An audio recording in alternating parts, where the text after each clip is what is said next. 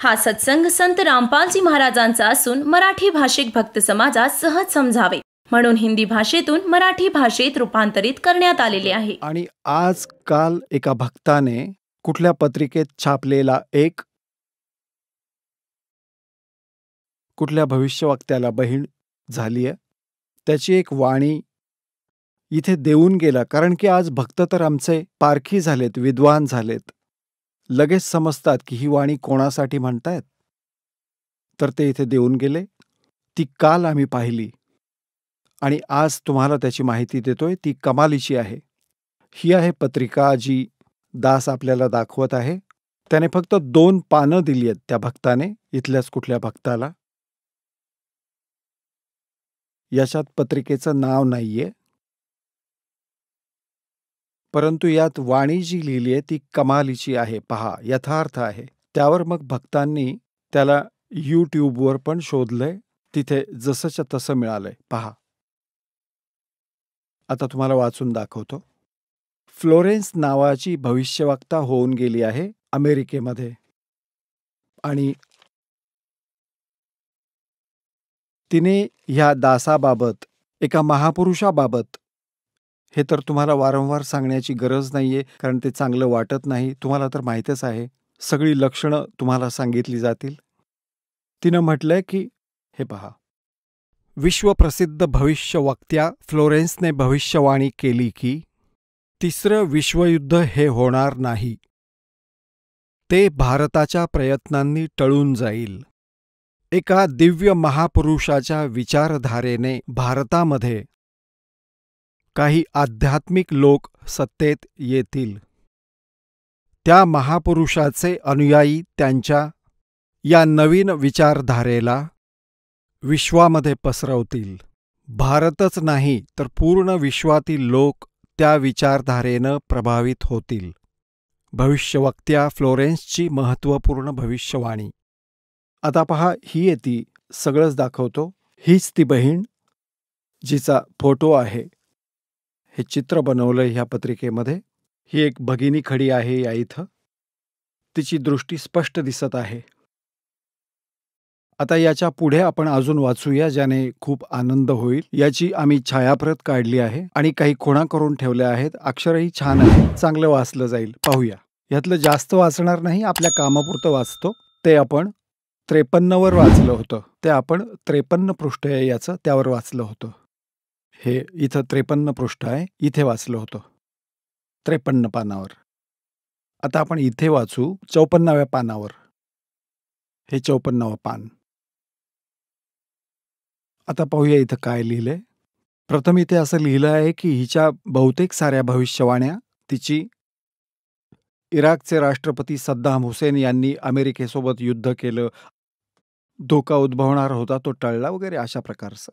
फ्लोरेन्सच्या एवढ्या भविष्यवाण्या खऱ्या ठरल्या आहेत की कोणीही त्यांच्या भविष्यवाणीवर शंका सुद्धा घेऊ शकत नाही. वैज्ञानिक सुद्धा त्यांची भविष्यवाणी सत्य होण्याने आश्चर्यचकित होतात. फ्लोरेन्सने आपल्या भविष्यवाणीमध्ये कितीतरी वेळा भारताचा उल्लेख केला आहे. The fall of sensational culture नावाच्या आपल्या पुस्तकात त्यांनी लिहिलं आहे, सन 2000 येता येता प्राकृतिक संतुलन खूप भयानक पद्धतीने बिघडेल. म्हणजे लोकांमध्ये दुराचार, भ्रष्टाचार, हाहाकार, बेईमानी घर करून बसेल. लोकांमध्ये आक्रोशाची प्रबळ भावना होईल. दुराचार पराकाष्ठा पण होईल. पश्चिमी देशातील विलासित जीवन जगणाऱ्यांमध्ये निराशा, बेचैनी आणि अशांती निर्माण होईल. अतृप्त इच्छा अजून जोर पकडतील, ज्यातून त्यांची आपल्यातील कटुता वाढेल. चहूकडे हिंसा आणि अतिरेकी वातावरण असेल. गरीब लोक संपन्न व्यक्तींची संपत्ती हिसकावून घेतील, असं वातावरण असेल आणि चहूकडे हाहाकार माजेल.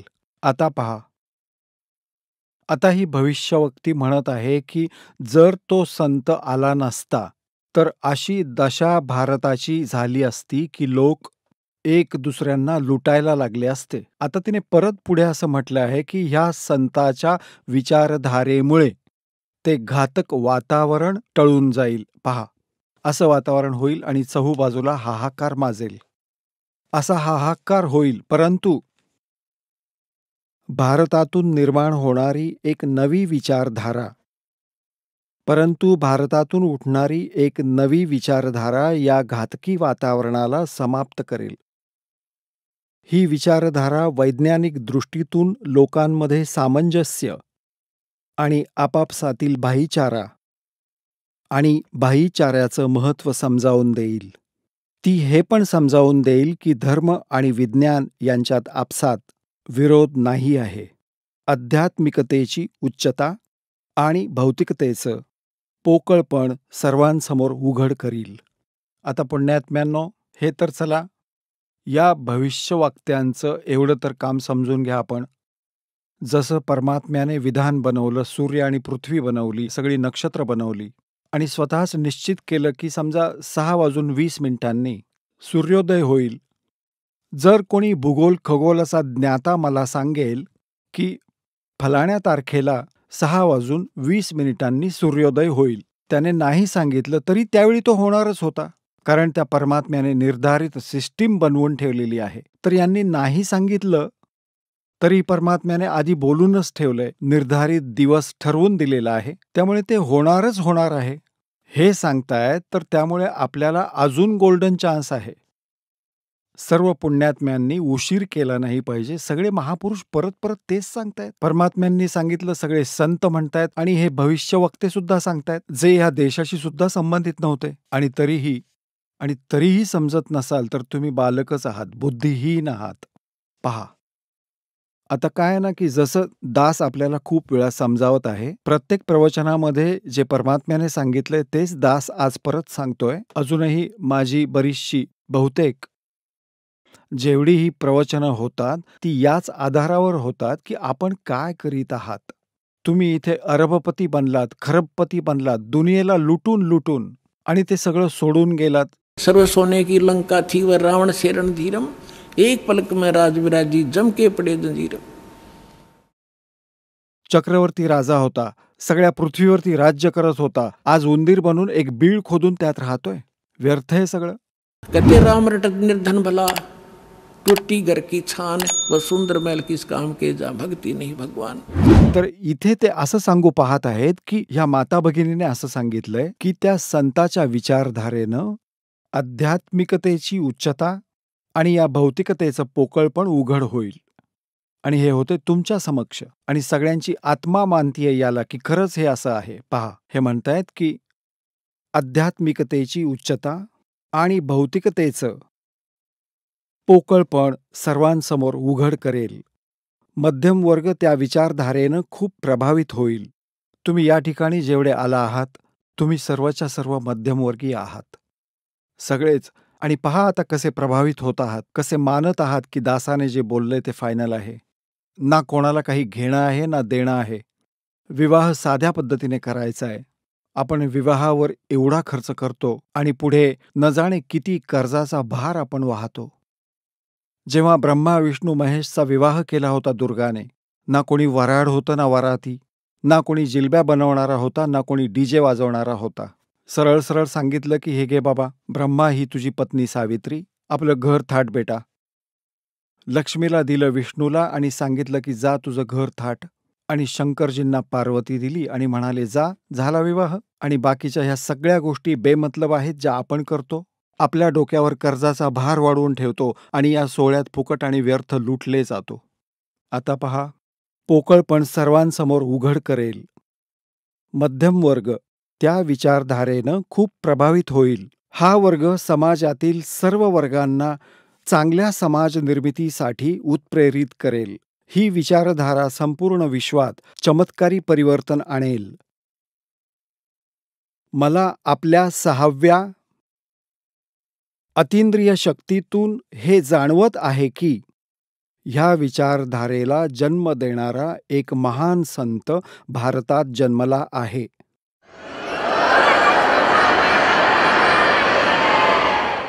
हे पहा, इथे लिहिलंय, एका पत्रकाराने 1964 मध्ये फ्लोरेन्सला विचारलं होतं आणि 1980च्या सुरुवातीला व्यापक उलथापालथी होतील. 89-90 नंतर असे असे भूकंप येतील की न्यू जर्सीचा काही भाग आणि युरोपातील आणि एशियातील देशांची काही ठिकाणं भूकंपानं विदीर्ण होतील. काही जलमग्न होतील. तिसऱ्या महायुद्धाचा आतंक सगळ्यांच्या डोक्यामध्ये बसलेला असेल आणि ते ह्या युद्धाची तयारी करतील, परंतु भारतीय राजनेता नाही, ते संताकडे निर्देश करतायत. तिसरं युद्ध ते समाप्त होईल.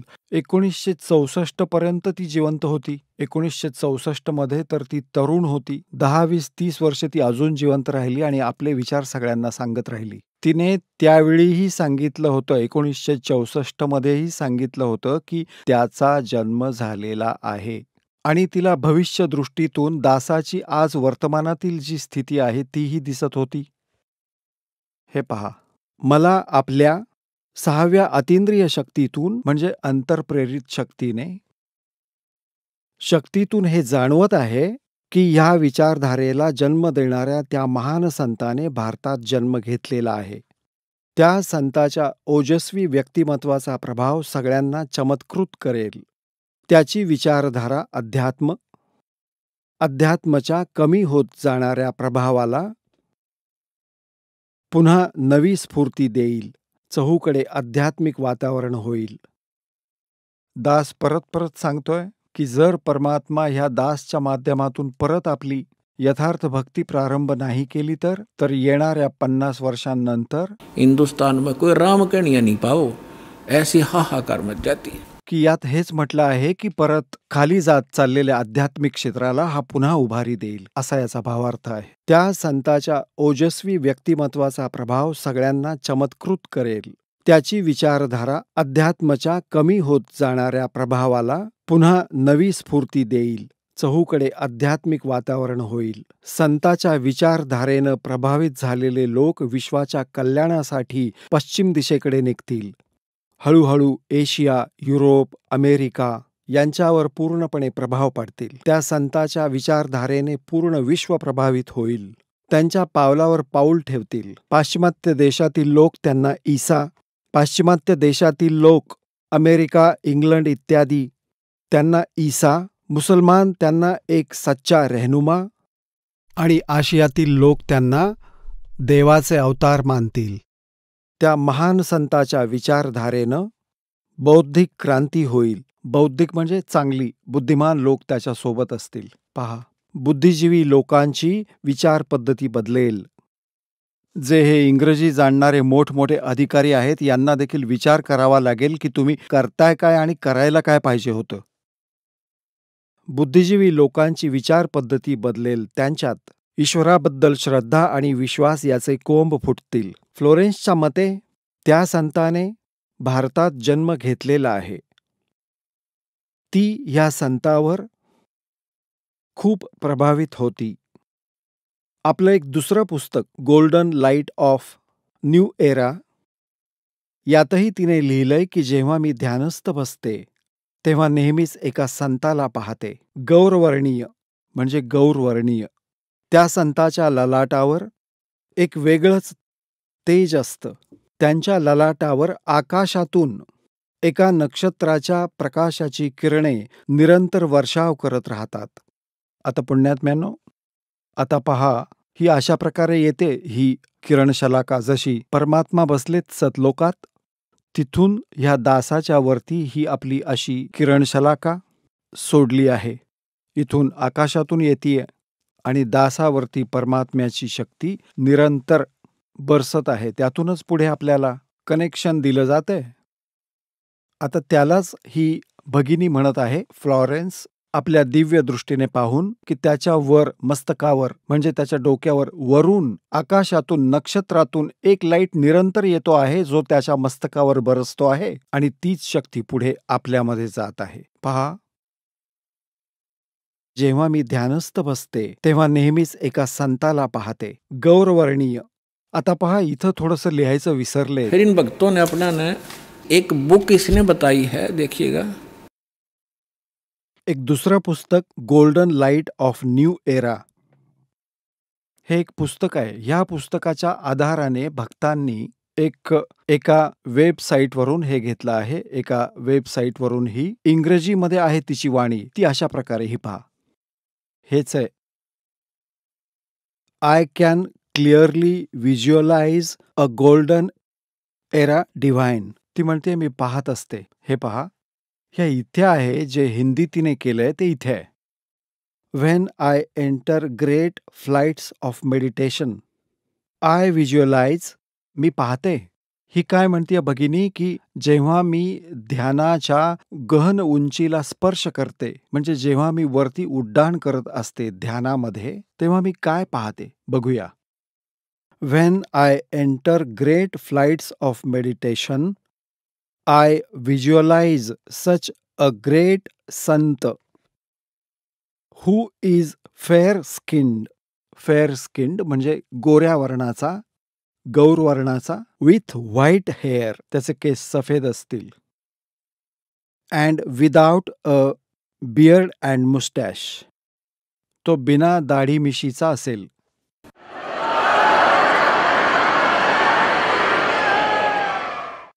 आणि त्याचे सफेद केस असतील. दासाच्या ह्या वयाला ती त्या दिव्य दृष्टीने पाहत होती की त्यावेळी तो कसा दिसेल. आता त्याचाच अंश त्याने ह्या इथे थोडासा कमी अनुवाद केलेला दिसतोय, विसरला असेल. तिने आपलं दुसरं पुस्तक golden light of new era मध्येही लिहिलंय, जेव्हा मी ध्यानस्थ बसते तेव्हा मी नेहमीच एका संताला पाहते, गौरवर्णाच्या. इथे लिहायचं विसरली की त्याचे सफेद केस होते आणि बिना दाढी मिशीचा तो होता. आता खरं तर काय आहे की हे कोणी पत्रकाराने ती जे काही बोलली ते स्वतःच्या पद्धतीने लिहून काढलं आहे. तर या लोकांचा दृष्टिकोन होता कुठल्या दुसऱ्या संताकडे की तो असू शकतो.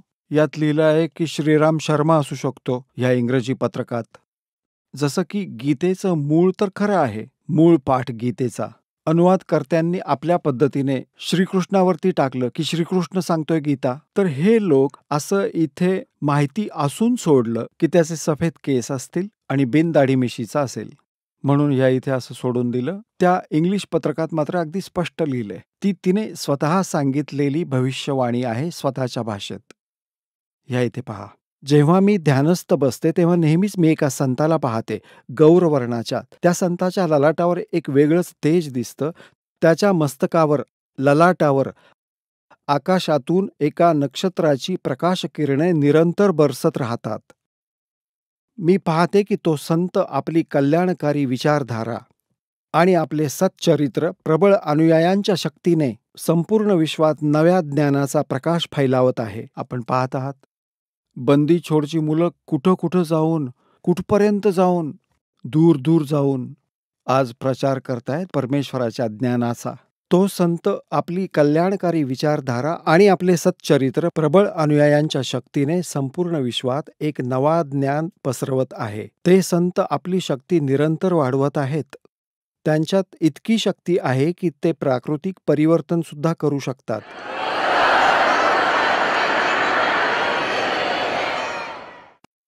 ते आपलं काम वैज्ञानिक पद्धतीने करतील. त्यांच्या कृपा आणि प्रयत्नांनी मानवीय सभ्यतेमध्ये नवी जागृती येईल. विश्वातील संपूर्ण जनसमूहामध्ये नव्या चेतनेचा संचार होईल. लोकशक्तीचं एक नवं रूप सगळ्यांच्या समोर येईल, जे सत्ताधाऱ्यांच्या मनमानी पद्धतीवर अंकुश लावेल. जे राजा लोक आपली मनमानी आणि बकवास करतात, त्यांना त्या संताचे अनुयायी विवश करतील के बंदे बनकर रहो. बकवास खूप दिवस केलीत तुम्ही. विश्वातील समस्त जनसमूहामध्ये एक नवी चेतना संचार करेल. लोकशक्तीचं एक नवं रूप सगळ्यांसमोर येईल, जे सत्ताधारी यांच्या मनमानी वागण्यावर अंकुश लावेल. राजकारण्यांवरती. मनोचिकित्सक आणि संमोहन कलेचे विश्वप्रसिद्ध ज्ञानी डॉक्टर मोरे बर्स्टीन यांची फ्लोरेन्सबरोबर चांगली मैत्री होती. एकदा फ्लोरेन्सने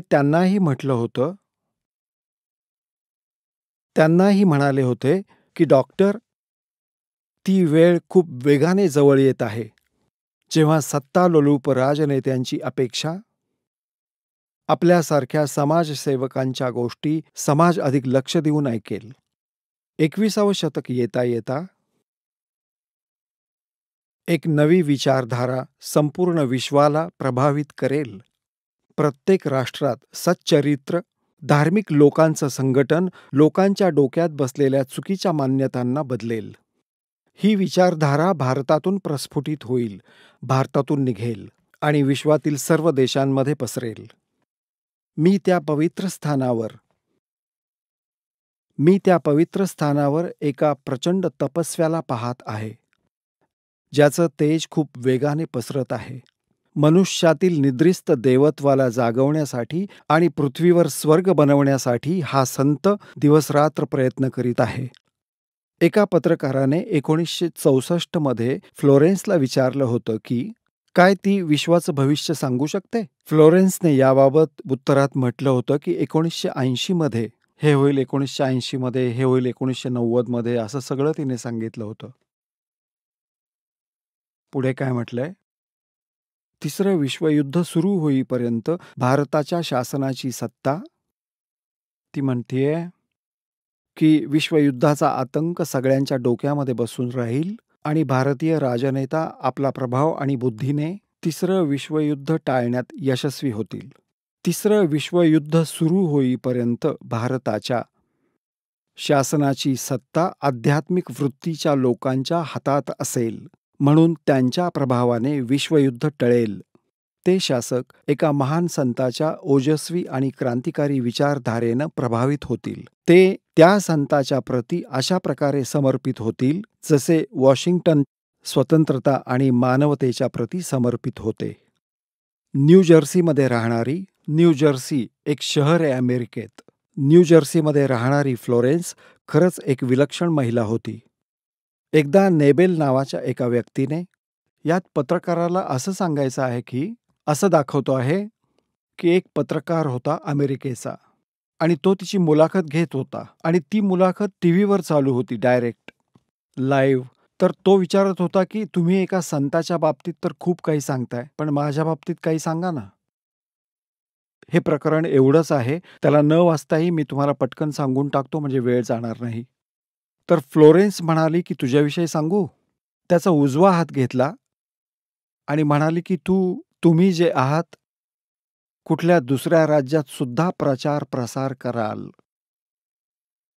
तो म्हणू लागला की यात असं लिहिलंय की मी असं करू शकत नाही, तू माझी चेष्टा करतीयस, टिंगल करतीयस माझी. जर ह्या मुलाखतीला माझे सहकारी ऐकत असतील, माझे बॉस मला नोकरीवरून काढून टाकतील, दुसऱ्या राज्यात प्रसार वगैरे नाही करणार, पण माझी नोकरी मात्र जाईल. तू काय चेष्टा करतीयस.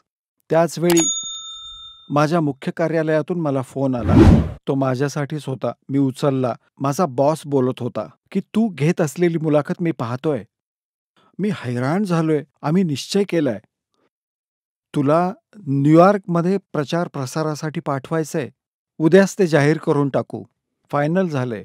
मी हैराण झालोय. मी ती मुलाखत ऐकतोय की या फ्लॉरेन्सला कसं काय समजलं आणि तू लवकर ये, तुला तिकडे पाठवायचंय. तर सांगायचं तात्पर्य असं आहे की मुलाखत घेणारा असं सांगतोय की इतकी सत्य भविष्यवाणी होती, ती ज्या संताबाबत म्हणतीये ती भविष्यवाणी खोटी नाही होऊ शकत. आता पहा, आता या ठिकाणी पहा, हे मी सोडून दिले, इथं तेच तो सांगत होता. टीव्ही कार्यक्रमादरम्यान तिला विचारलं. मी म्हणालो, तो पत्रकार सांगतोय, तुम्ही भारतात जन्म घेतलेल्या संताविषयी तर कायम सांगत असता, मी स्वतःविषयी सुद्धा काही जाणून घेऊ इच्छितो, सांगा ना. फ्लोरेन्सने त्याचा उजवा हात पकडला आणि म्हणाली, तुम्ही लवकरच एका दुसऱ्या राज्यात प्रसारणासाठी जाणार आहात. नेबेल हे एका प्रसारण सेवेचे ते एक कर्मचारी होते, प्रसारण सेवेचे. यावर ते हसू लागले. काही क्षणांनी ते म्हणाले, तुम्ही माझी छानच चेष्टा करता. जर माझ्या कंपनीचे कोणी अधिकारी हा कार्यक्रम पाहत असतील तर मी दुसऱ्या राज्यात जाईन की नाही माहिती नाही, पण लगेच मात्र मला कंपनीतून काढून टाकतील. तर शेवटी घोषणा असं लिहिलंय त्याने की तिथे आता म्हणतायत की नेबेलने जेव्हा फोन उचलला तेव्हा त्याला सांगितलं की आपण न्यूयॉर्कहून प्रसारणाचं काम सुरू करण्याचा निर्णय घेतला आहे, तिथे तुम्हालाही पाठवलं जाईल. आत्ता मात्र ही गोष्ट गुप्त ठेवा. याची घोषणा उद्या होईल. मी फ्लोरेन्स बरोबर तुमची मुलाखत टीव्हीवरती पाहत होतो, तो बॉस म्हणतोय. फ्लोरेन्सने तुमच्या बाबतीत जे सांगितलंय ते पूर्ण सत्य आहे. आश्चर्य वाटतं की ही गोष्ट तिला कशी समजली. नेबेल फ्लोरेन्सच्या चेहऱ्याकडे पाहतच राहिला.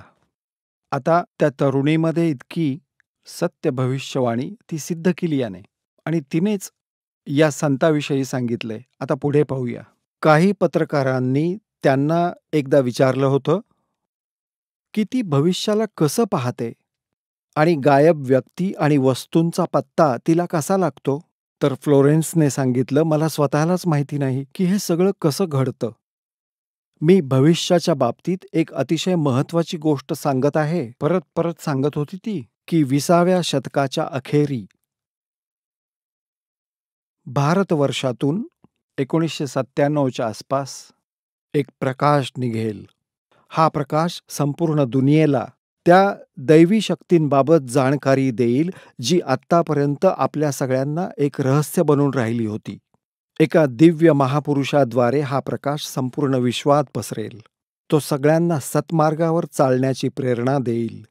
संपूर्ण दुनियेत एका नव्या विचाराची ज्योती पसरेल. जेव्हा मी ध्यानावस्थेत असते तेव्हा नेहमीच हा दिव्य महापुरुष मला दिसतो. फ्लोरेन्सने पुन्हा पुन्हा या संत आणि दिव्य महापुरुषाचा उल्लेख केला आहे. त्याबरोबरच हे पण सांगितलं की उत्तर भारतवर्षामध्ये एका पवित्र स्थानावरती तो आहे, बरवालामध्ये.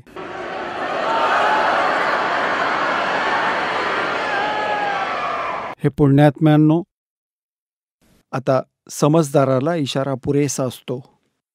आपलं कल्याण करा. जितक्या उशिरा याल तितकाच पश्चाताप होईल. हा एक गोल्डन चान्स आहे. ही सुवर्ण वेळ तुम्हाला प्राप्त झाली आहे. त्याचा लाभ घ्या. सत्साहेब.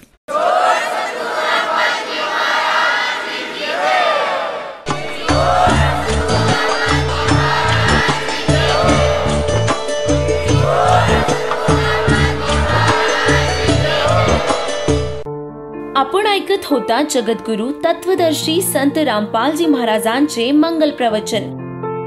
निशुल्क नामदीक्षा प्राप्त करण्यासाठी आणि अधिक माहितीसाठी संपर्क करा 7030303951 7030303952.